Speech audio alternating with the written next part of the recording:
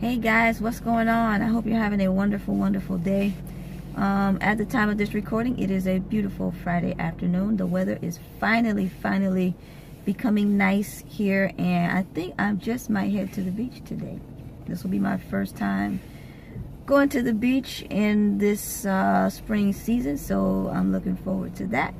But in the meantime, I am going to be sharing with you guys about shopping speed, okay? Now, when I first started working for Instacart, the shopping speed was a big deal for me, all right? You know, at the end of the week, they send you that little letterboard and it tells you where you're ranking. And every week I wanted to see myself moving up the ranks and getting faster and faster and faster. And that happened. You know, I did find myself getting faster and faster. But my question is, does your shopping speed really matter? I know when I first started shopping for Instacart, I thought that the shopping speed was how they determined who got the bonus. But the shopping speed has nothing to do with the bonus at all whatsoever, all right? The bonus is based on not the top 25 fastest shoppers in the region, but the top 25% of shoppers based on your rating. And that's how the customer rates you, you know, with the 5 stars or whatever, okay? So the speed has nothing to do with the bonus, just in case you didn't know. I know that I am seeing a ton of new shoppers in my zone. I mean, when I first started Instacart shopping, it was January of 2017, I think. Yeah, January of 2017. And in my zone, there were like 12 shoppers, okay? Now there's like 100 shoppers in my zone, and you can tell, like, when you go in the store, I promise you there's more Instacart shoppers than just regular people shopping in the store. It's even getting to the point where, like, the Publix employees are starting to notice, like, why do they keep hiring people? And I'm like, you know, that's just the way it goes now, you know. 'Cause I remember when I first signed on, I had to wait, you know, and I had to wait for them to have an in-person session. Then I had to go to the little orientation, and they gave me a shirt, and they gave me the lanyard, and they gave me a card, and they gave me all this wonderful information. But now you guys don't get that. And so that's kind of one of the things that I endeavor to do with this channel is to help new shoppers to kind of get acclimated and just give them, you know, the confidence that they need to go out there and do what they need to do and make the money that they need to make. All right. So back in the golden age of Instacart, Instacart used to have these things called town hall meetings. All right. And they only had like 2 or 3 of them that since I've been a shopper.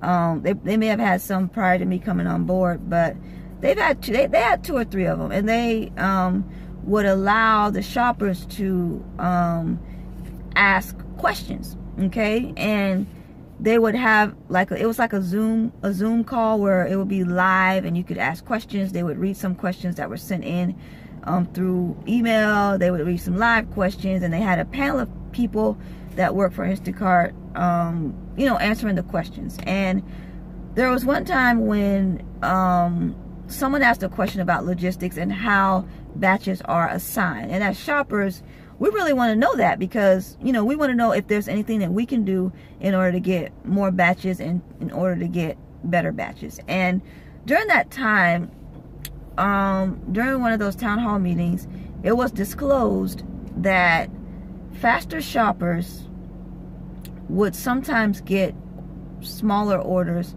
that were farther away, okay? And once everyone heard that, what do you think everyone did? They started to slow down their time, because who wants to drive all the way across town, you know, for a small order just because you're a faster shopper? And I don't know. So a lot of people started to slow down their shopping time. And I didn't do that because, honestly, I didn't think it really mattered. I do remember that, and I do remember they actually sent a transcript of the meeting.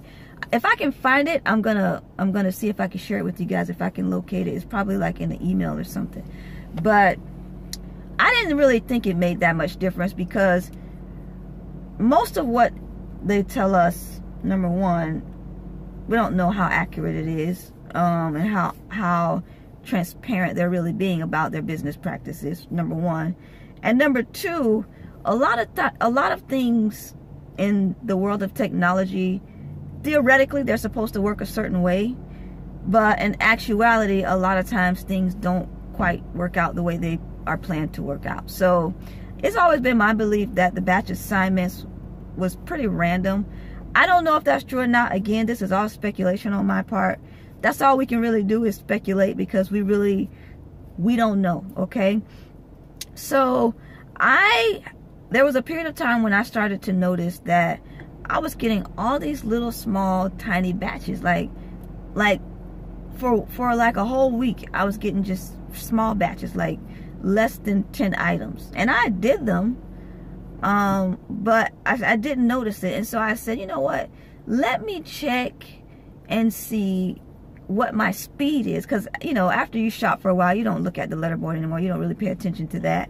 So I checked my speed, and at the time it was like 64, 65 seconds, which is, I mean, there are people that are faster, but that was a pretty fast shopping speed. So I said, you know, let me slow this down and see if anything changes, if I start to get larger batches. And so I did, and it seemed as though once I slowed my shopping speed down to about 77, that's as slow as I can get, guys. Like, unless I'm shopping at a store that I'm not familiar with, or there's a long deli line or something, I can't shop any slower than 77 seconds. I mean, I was trying so hard to shop slow, but it was just hard. So anyway, I got down to around 77, 78 seconds, and I started to see that the batch size did increase.